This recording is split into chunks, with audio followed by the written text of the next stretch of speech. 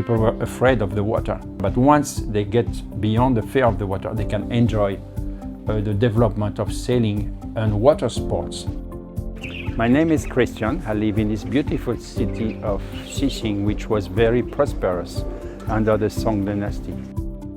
As you see, it is very typical of ancient cities, but it is very much alive. You have a lot of people living there, a lot of children playing there. It is a wonderful place. Ni hao. Hello.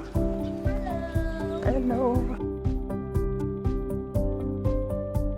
When I was a teenager, I read about Marco Polo book. In the book, he talks about Hangzhou, so I wanted to see for myself what city it was like. I was not disappointed. It is a beautiful city. I traveled a lot. I do not remember seeing cities with so many trees in such a big area. So Hangzhou is like a big forest, and in the forest, buildings are growing up.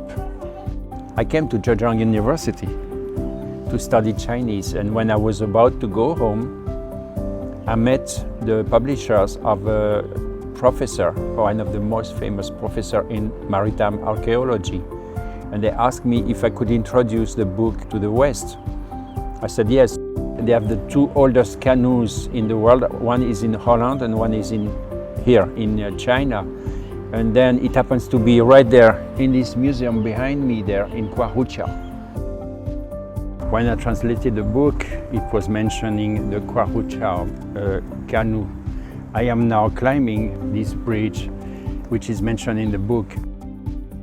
China is at a changing point in terms of sailing, which was one of my jobs when I was in the West. When I was a teenager, we discovered sailing as a sport and as a racing activity. We started without knowing what to do, so we learned from experience.